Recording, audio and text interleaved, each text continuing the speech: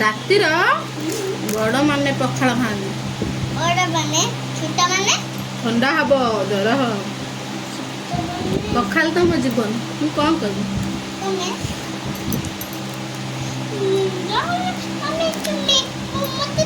ମୋ ମେକଅପ୍